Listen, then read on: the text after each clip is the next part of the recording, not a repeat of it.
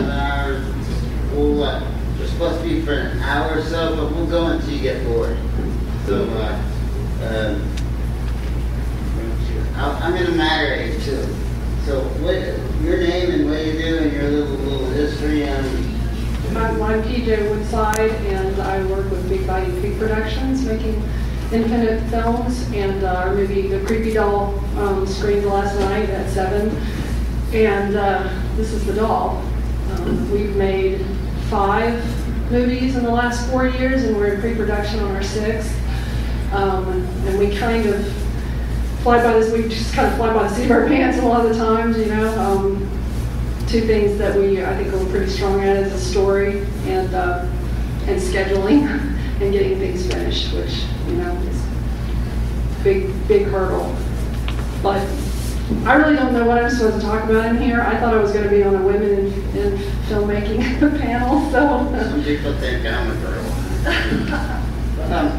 Are you the director? I'll ask you a couple questions and you guys can jump in.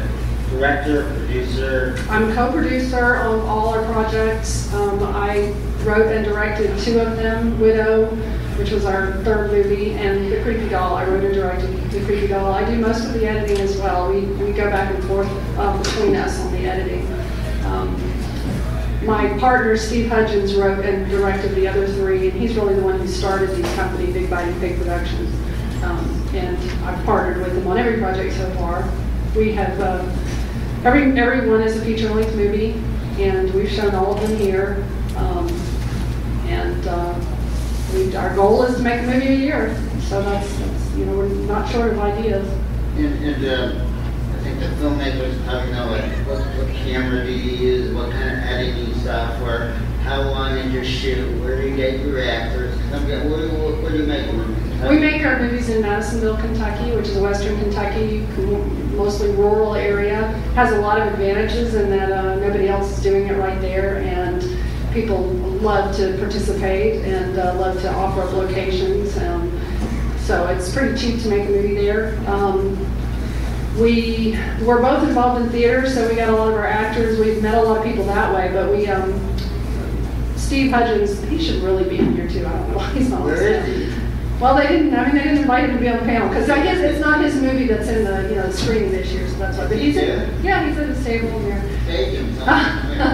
But he was doing some acting with, we were acting in theater, but he was also doing some local jobs, went to Nashville and was an extra in a movie, and I think that was about 6 years ago, and that's when he really started thinking, you know, we could do this, and that's kind of what got him interested in it. I don't know, what were the other questions? Production. Our shooting schedule, we shoot usually September and October, a little bit of August, a little bit of November. We tend to do about 10 to 12 weekends. We shoot weekends only, for the most part. And then we edit until mid-April when we go to the replicator. And by that time, we alternate years, so the other person, I just finished, this one has just come out. So he is actually in pre-production on the next movie, which is called Spirit Stalkers. And I will soon begin, actually I've already begun writing my next script, which I'll shoot next year. So by the time Spirit Stalkers premieres, I will have already cast the next movie, which I already know is going to be called The Former Occupant. So that's the schedule that we keep, and we're really we're adamant about sticking to a schedule. And we cast people, ask for their schedules for those months. You know, if they have any conflicts that they write down, when we schedule our shooting, we work around those. But if somebody comes in and says, I've had a change, I mean, we just recast somebody because she wasn't willing to do the drive for the 11 days that she was going to have to come in. And that's just, I mean, we have enough people to draw from, but we require the commitment from actors to keep their schedules free on those dates. But at the same time, we keep our commitment as well, which is to shoot on the days from the beginning that we say we're shooting on. I mean, occasionally you have something come up that you have to change, but we keep that commitment to them. We don't waste their time. I mean, if they come in, you know, I mean, there's a lot of downtime on it. set, but they know from the beginning what days they're committed to, and so we feel like we keep up our end of the bargain. No, okay, you made the movie. Okay, first of all, without giving specific, what range? I guess low budget. I do very low budget stuff.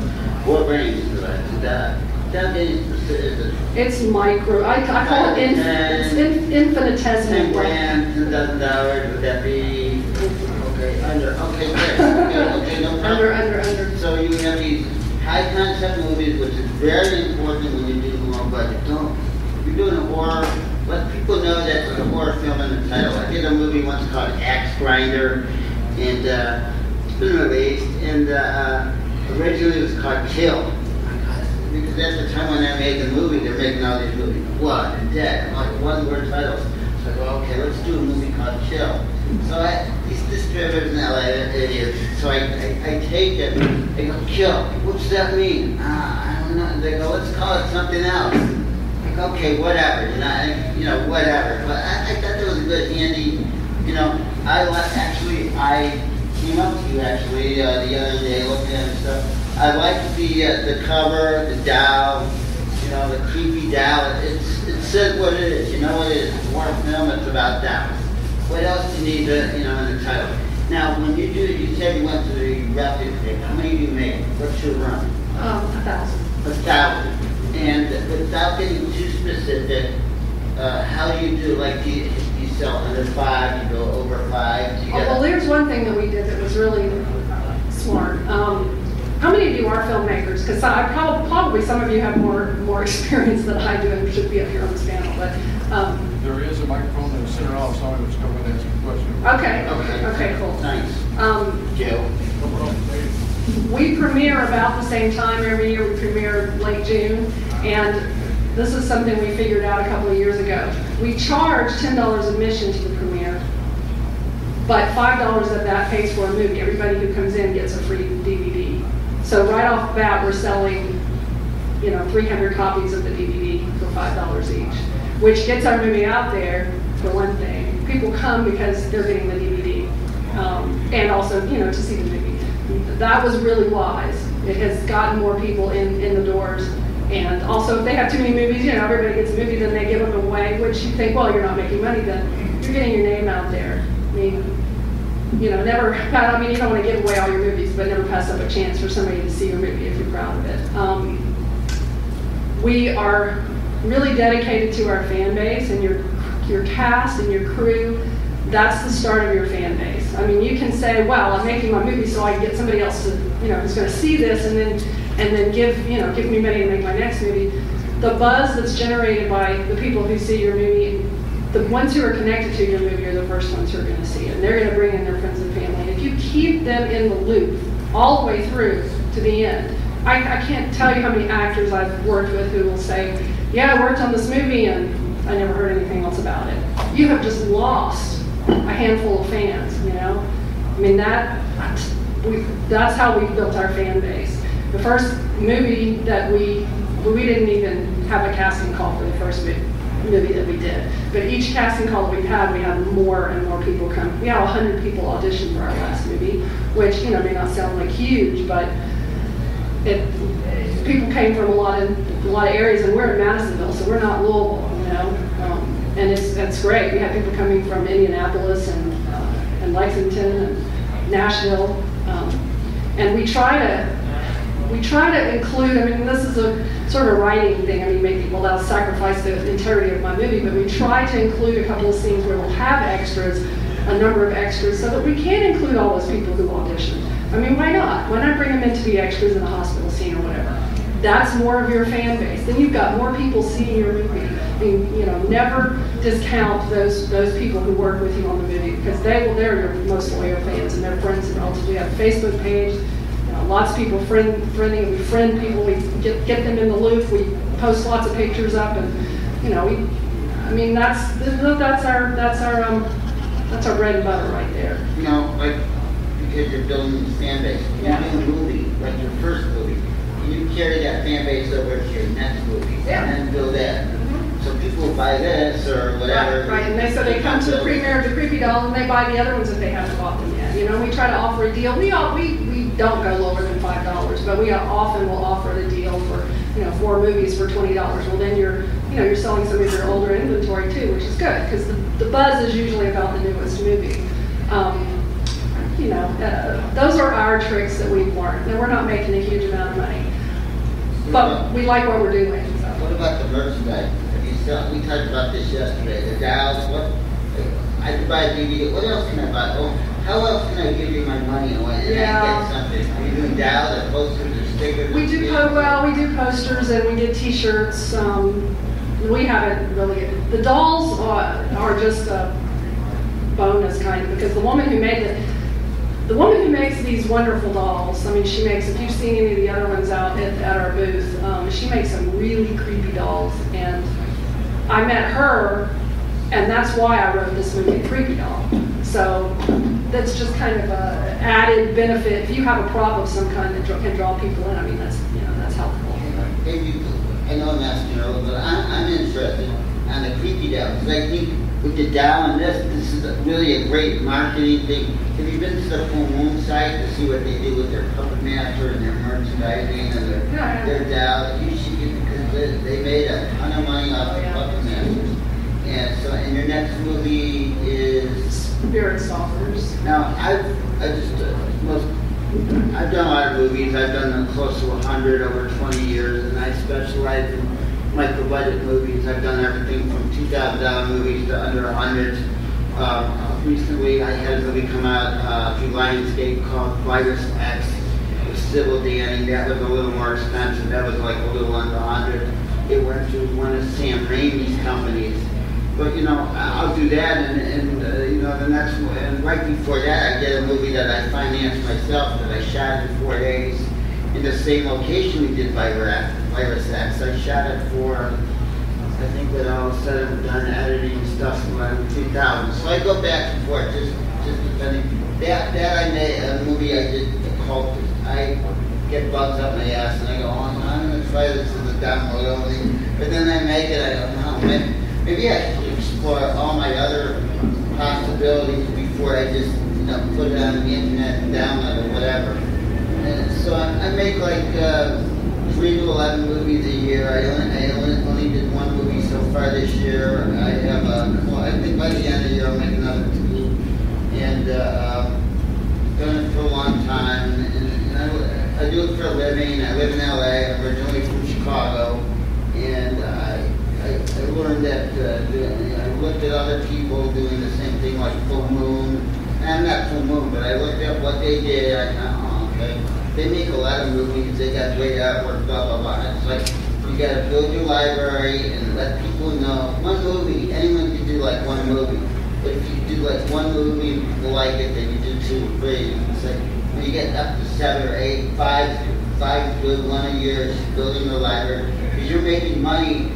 Movies you did 4 years ago, and it continues to build. I think we should. Any questions? I think that's the way. Go ahead. Okay. You were talking earlier about your strict scheduling that you stay on during the year. To get a little more technical with that, and I'd actually like to get both of you to take on it, if you don't mind.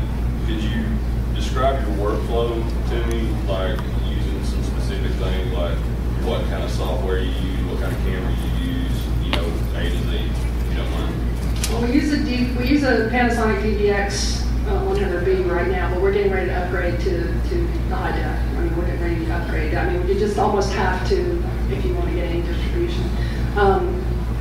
I edit on the Sony Vegas Pro. Does anybody else use Sony Vegas? I have before. And I know it's not considered industry standard.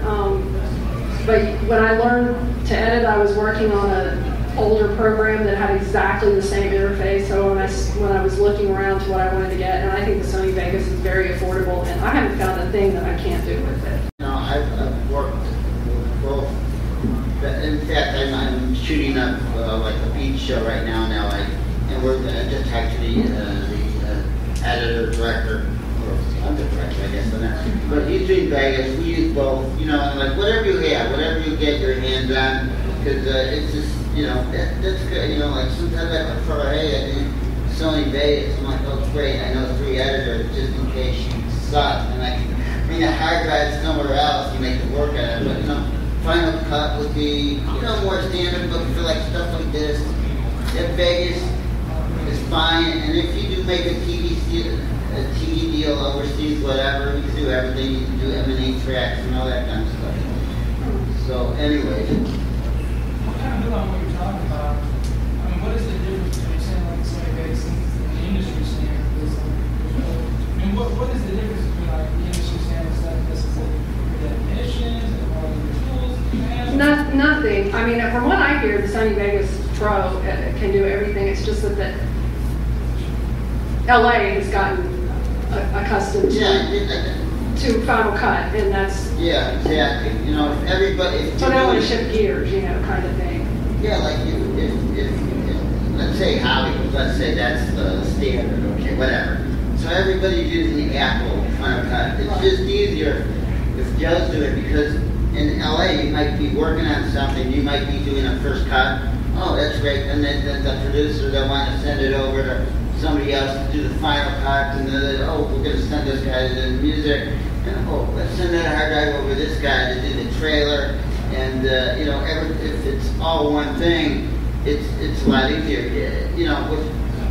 I've done both projects with Vegas. You can find editors in LA that have both. Well, they might have 3 systems or whatever. We're not typical at all, because we didn't go and look at how are other people making movies, and we should pattern ourselves after them. We decided that, how hard can it be? And so we just started looking around. Okay, what can we do? We don't send anything out to other people. We do it all in house. So I mean, it doesn't. I don't even worry too much about time code and stuff like that. So our workflow is really straightforward.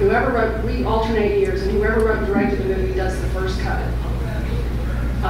And usually we'll have it done by January or so, and then hands that over to the other person who does the next cut. And then I usually do the fine tuning and the sound editing, and then we'll kind of both be working at the same time. One of us will be doing credits and extraneous kinds of stuff, while the other one is doing the polishing, the final touches, and the score. Does that answer your question a little bit? Yeah, it really does. And to touch on part of the first where you're using the Panasonic DVX100, that's what we started out on. If you're comfortable with that camera, I recommend the Panasonic HCX200 for the HD. That's what we're looking to buy. My kids is awesome. Okay, well I've heard a little bit of both, but mostly I hear people we love the DVX. The HDX is basically the same camera. Yeah. So there's no learning curve coming from a DVX100. Right. That was really like cutting edge when that came out. I did a bunch of movies on that camera, the HD. You gotta have a minimum. You gotta keep up with the minimum what everyone else is doing. If Joe Blow in Florida shooting his movie in HD, that means everybody has to shoot on. At the time when the 100 came out, that was like cutting edge. I did a bunch of movies on that. I did that Kill Axe Manor movie on that camera. I did a movie called Witch's Sabbath, which I had Ron Jeremy in, and Lisa Sparks.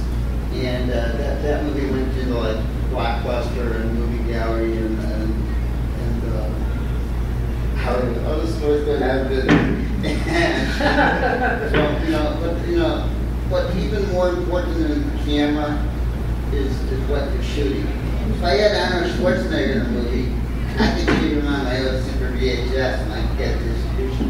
But, as far as filmmakers, and, whether you're entry level or a little above entry level, I have what everyone else is shooting. I've shot a bunch of movies on my Sony V1U, and I don't think I want to shoot on that anymore, because like other people are doing the Red, or they're doing these something like the Panasonic 200 with a better camera, or Sony. I don't know all the numbers, but you got all these cameras that make your production look better.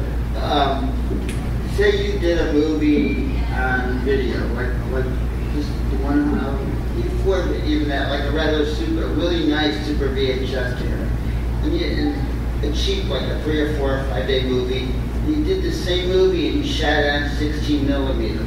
People would look at that and would be like, people would be way more, you're doing everything the same, except you have a different camera. That, when we shot on film, that means your production level up. So you could be, the better the camera is going to make your production, whatever level it is, higher. You know, you're gonna, you know, that's what they're gonna look. They go, you know, you get like all kinds of things from the script, like, oh, we like the movie, but the production value, you know, it's low, or, you know, they give you all the kind of bullshit stuff on it. You know, like I heard it all. And they make a lot of low end stuff. They go, you know, this movie. I go, oh, you know, at the production level, oh, really? You know, I made a movie for like $7 grand on Lionsgate for that. You know, it's like just different things, but you're always trying to up your production value, and the camera's important. When you're shooting with the 200, you're doing the same movie, and you start shooting with a better camera, the movie's gonna look better. It's just gonna it's gonna have a more pro look. Go ahead. It's kind of where you are, since it's so out of, say, the loop of things, what do you do about, I guess, your research material and your technique research? I'm from New York. It's like you can't walk the block without running into a film shoot. I'm sure in LA it's the same, and there's so much in terms of gear, and every week there's somebody doing a technology class and equipment. You don't have that where you are. So what are your options, or what are your things that you do to get your exposure to different techniques? Well, that's a good question, and I don't know quite what the answer is. I do a lot of reading and looking at tutorials on YouTube, but we also really do a different approach probably than most shoots. We try to move quickly and keep the equipment as simple as possible while still getting a decent picture. Sound, we pay a lot of attention to sound, but because I think audiences will forgive a lot, but they will not forgive bad sound.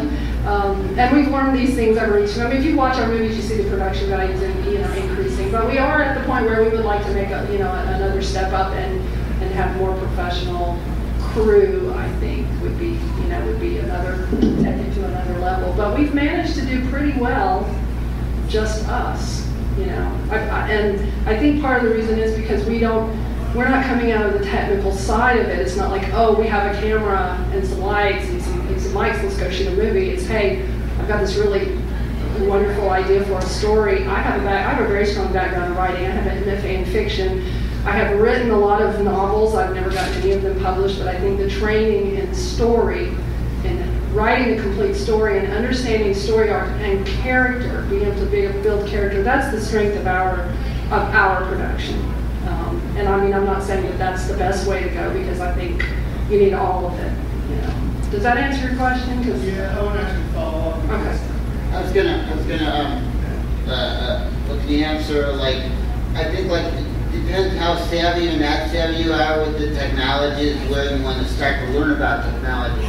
I think going with a nice prosumer magazine like Video Maker, because they got all the latest stuff coming out, in combination with going to Best Buy and, reading the magazines, seeing stuff online, and going to Best Buy and say, well, what's your best camera here? Because there's a good chance you could probably afford their best camera, whether you do credit card or pay cash or whatever. But once I want to get a red, then we're talking like 60 grand just for the camera, or, with all the stuff. So you want to find what, not only the technical level you're comfortable with, and the money you could afford. I mean, that's really important.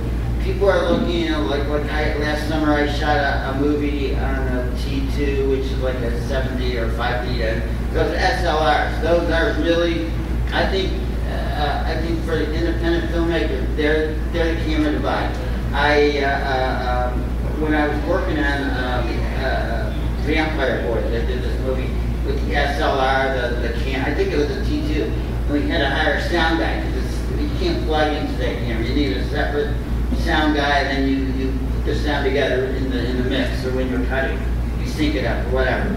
So I go, so sound guy, well, what have you been working on? This, having working on so many of these independents, and they're all using these SLR cameras. So maybe those are the cameras, you know, to look at. I don't own one.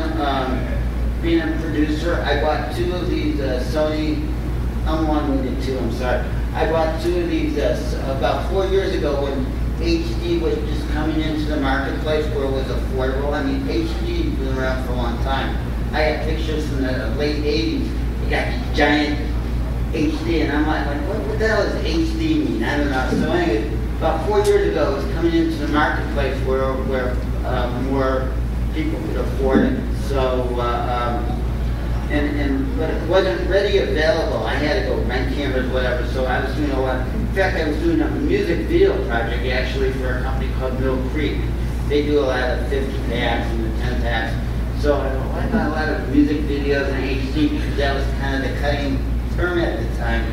And I'm just buying stuff. As a producer, I read I had a cameraman that had a camera, and you could probably do a better deal because, like in LA, you could hire whatever money you have to get someone. You could find someone like, I need a DP and a cameraman for $150 a day and a good camera. I'll find a guy that has everything. It's a mecca of people that do that stuff. But I'm one with it. Well, I just want to say, I think we were really too stupid to know any better in the beginning, you know, and it's like, okay, can we solve this problem? And so we would ask ourselves, how did other people solve this problem? One of the best innovations and I know other people have used this, but we use the paper lanterns, the Chinese lanterns on a fishing pole, and it gives us so much flexibility with lighting, being able to light faces, and you know, and it's a simple thing. So I guess, you know, we don't have a lot of money. We're always trying to find. That's common. You can go into a where you could buy all those expendables, is what they call them, and you could buy them right there. So that's a common. Yeah. Like, well, I know I read about it, so that's the other thing. And I just do a lot of reading, and I watch movies, and I listen to the commentary a lot of time in the making of, and you pick up a lot of tricks that way, you know. Yeah, your follow-up. My follow-up, and sort of goes into this, because we were actually talking last night about lighting techniques and stuff. So have you considered, you know, it's one thing to buy now an HD camera, and so it's essentially very similar. But as you're increasing in your production technique and your production value, have you considered any kind of trade-off you're going to have to make in terms of your shooting schedule? Because being more delicate, more precise with lighting or sound, beyond more equipment, you really do need to have more time. Yeah. Yes, a little bit. We have built in every production. We've built in more time, but not as much as we probably should. No, to do it right, we should probably doing it differently. But I guess, you know, one of the things I say is you can take 10 years to make a movie, and you're not going to learn nearly as much as making a movie every year for 10 years, even if they're not, you know, even if they're not great, you're learning with each one, and you're finishing something. So God, yeah. I mean, I love my stuff to be seen, and I want it to be seen, but I think your lighting comes down to what you're spending on the movie and what you can afford. And you know, if you got to bring in your own lighting, you bring a guy with. It's always better that if you could afford it to get a guy, because for a little, $100, $200 a day, you get a guy, and he comes with the truck, or come with the station wagon full of lights. Not where I am. Not only LA, but big city. We have to train our light guys. Any big city, it's not just. I remember I used to work for a business street, they did the witchcraft series. They did 13 of them. I did a couple of the witchcraft films. And the big thing about that was it was in '94, and he gave me $3,000 to go. I go, look, we'll give you $3,000 to go and make a movie, and then we'll do the post. I'm like, okay. So, and he goes, shoot it outside, and you don't gotta worry about the lights. And you know something? At the end of the day, shoot a lot of it outside during the day. You know something? For $3,000, you better believe it. You better believe we're not gonna hire a light guy. We're doing this stuff. We gotta give him $700 for the shoot for lights. Like, let's say we shoot. I shot like plenty of slasher films out in the woods during the day. You know, so it really depends on what your budget is because you gotta work your script around your budget, not the other way around. Unless you have, you know, your big studio, you have big independent, whatever, it's like, oh, I got 10 grand to shoot this, well, okay, 10,000, you could hire a light guy to do more nighttime stuff, but still, then you have other problems doing nights, like you want to shoot in the summer, and it's nighttime, well, you can't start until 10 o'clock at night. And if you're not paying your actors, you're paying a little, who wants to work all night for no money? I get tired at 2 in the morning, yeah? And I got 2 and I got to work at 6. So, like, you know, movie making, it's like a puzzle. You got all these pieces. How you going to bring them? It's like, okay, I want to do it at night, but I'm not paying you that. It's all trade-offs.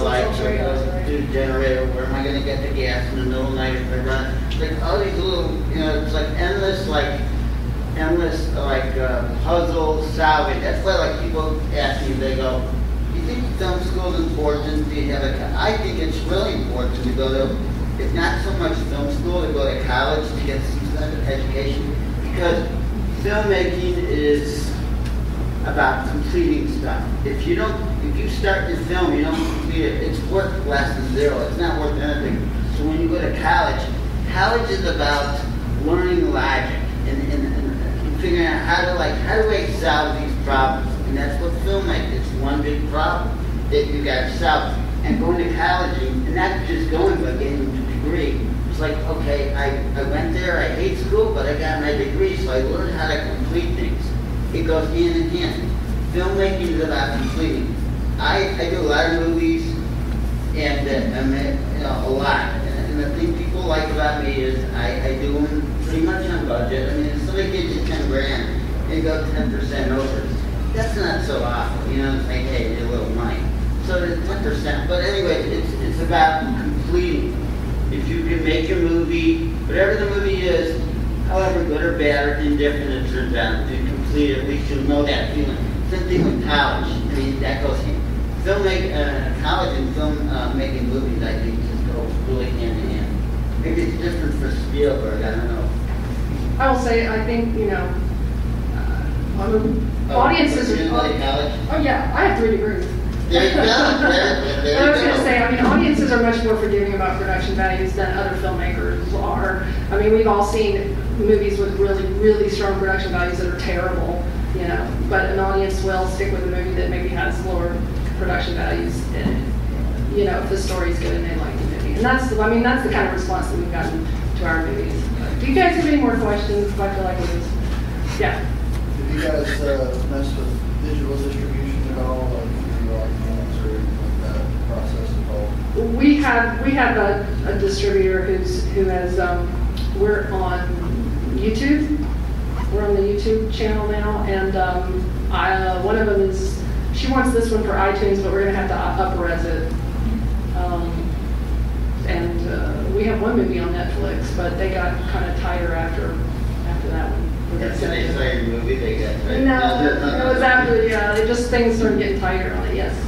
Well, kind of following the whole YouTube internet.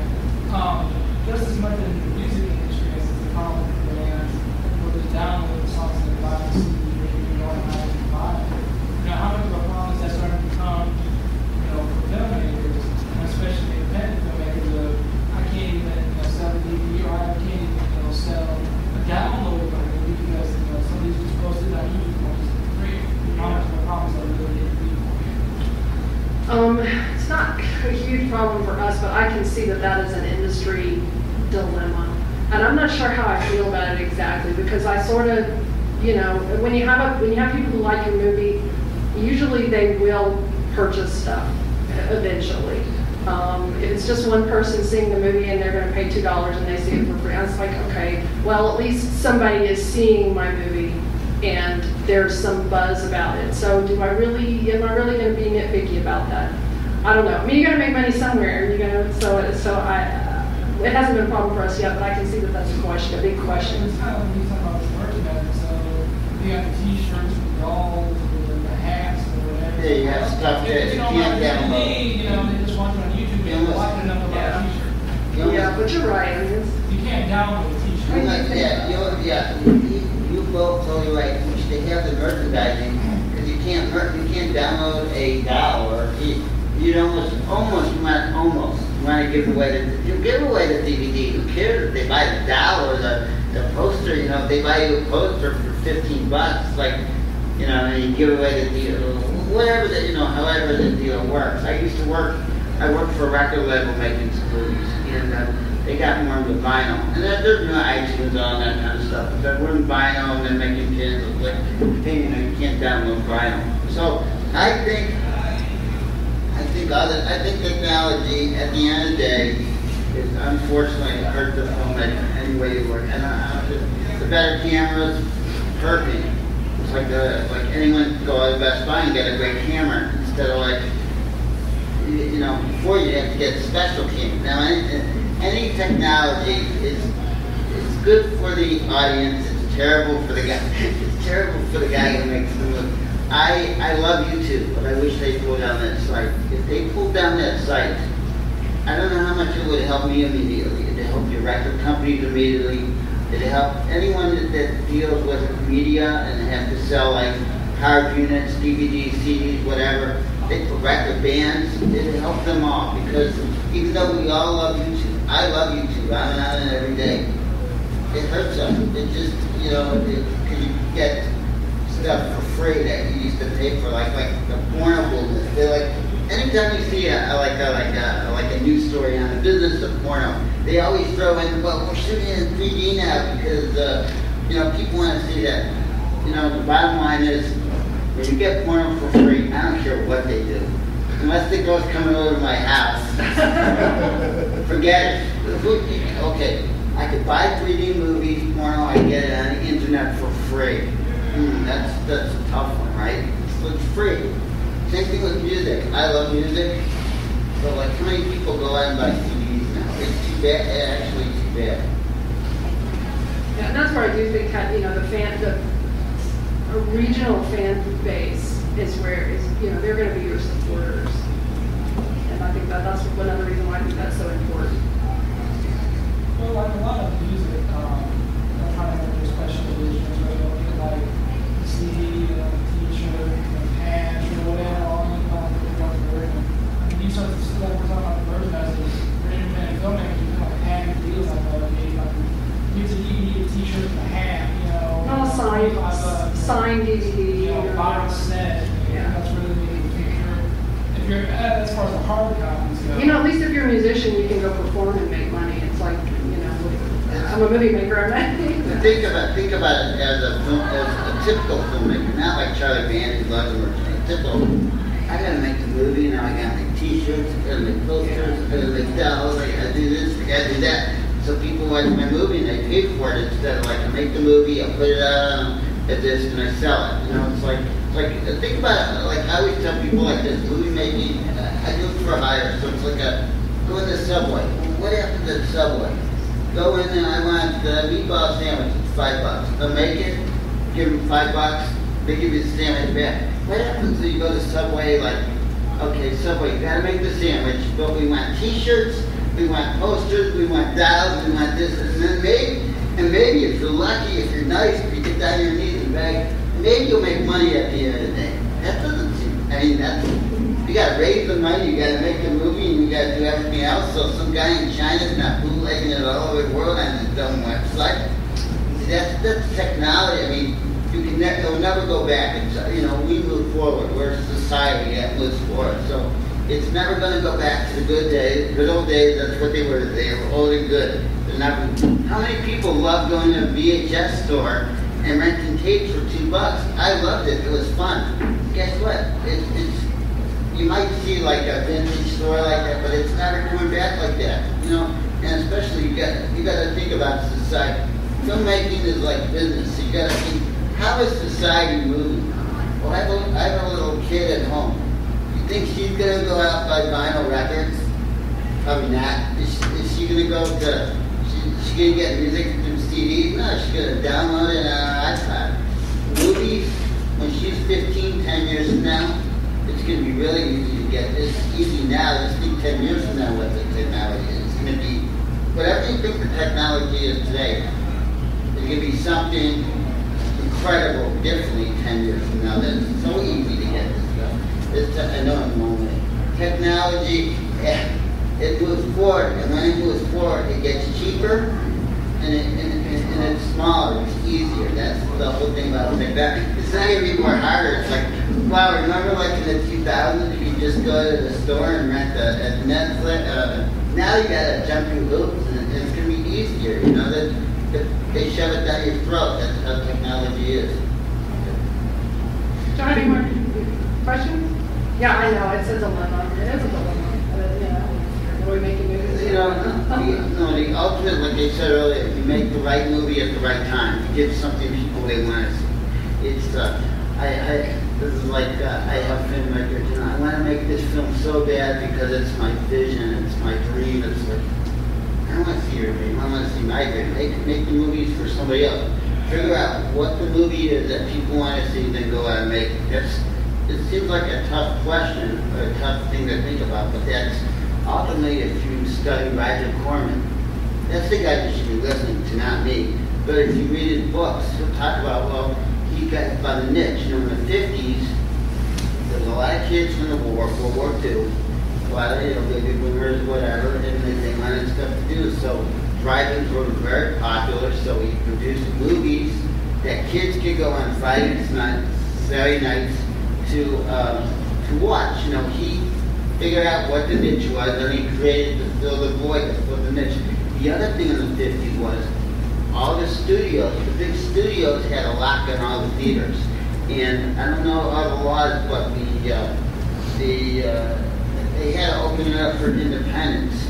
So Roger Corman and his partners go, hey, we should make movies for that. So you got to figure out what void, or who wants to see my movie, or what's the open niche. It's like, hey, you know, like Sci-Fi Channel, like them or not, they have all those monster movies on the weekends, right? So they're all shady, blah, blah, you hear all that all the time. For some reason, they keep on showing them. They must make some money doing it. So it's like, hey, how can I make a monster movie? Maybe it won't play on Sci-Fi, but maybe it will, you know, like maybe there is a niche of people that will like that type of stuff. I'll tell you, I did a spider series called Creepies. They came out, and I did one that takes place in LA, and I did one that takes place in Las Vegas. And they're like giant spider movies.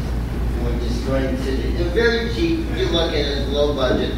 We shot the first one for under 10. I remember the distributor that I worked for at the time. The longer story is, the director at the time had no money. We made the movie, we just finished Alien 3000, he goes, what, I had no money. We got the spider movie, we made the spider movie together. I don't know, let's just get a 2-minute trailer together, I'll call up some distributors in LA and we'll see if anyone will buy based on the trailer. So we went over to Corman's company, we went to like 5 companies. At the end of the day, we went to a guy I knew that bought other stuff, and I showed him the trailer. It's a $110,000 movie. So he made us an offer for $38,000. So we made a movie for under 10 that we made $38,000, and then he didn't tell us at the time, but I think it was what happened. They took it to market, and I think they sold Creepies too, the second one. And they used to call us up every day after we delivered the movie.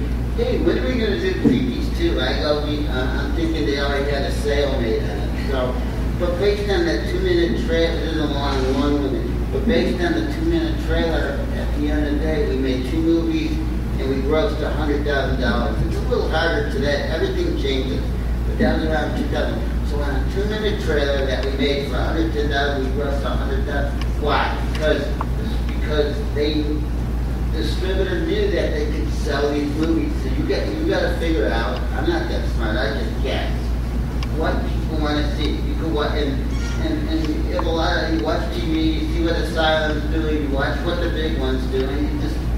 You just copy. Ultimately, you want to make your own movie. Hey, I got this idea for the story. Blah blah blah blah blah. But you have to make.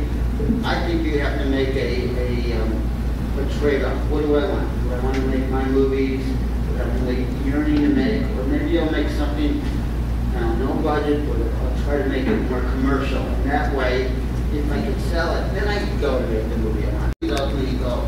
I love you know, it's hard for me to sit and watch a home movie because you see me, you know, I'm hyperactive. So I go to my wife, I love movies. She doesn't know. We love the idea of movies. And I do. I love the business of it. I love being at a convention. On the set, to me, is boring. It's boring. I'm a producer, actors are complaining, I gotta get them lunch. They go, oh, I gotta go to audition, blah, blah, blah. It's boring. I love being on conventions and bullshit around. I love like going to the distributor's office and we go to lunch or they write me a check. It's like really fun. But it just didn't happen. I made it happen. I go, how can I? I'm just some guy from Chicago. I didn't know anything about movies, but I wanted to go into the business. And my dad's actually a good businessman. And he told me very important in the early 90s that he was doing video services to support my movie making habit. And I started this video service company. I comes to LA and goes, what you got going? Well, I think I have a wedding, and I think I have a music video, and I have this, and I have that. My dad looked at me, goes, well, Dave, it sounds like you got a bunch of nothing going on. He goes, go out there and make it happen. You got to close these deals. You got to make them happen.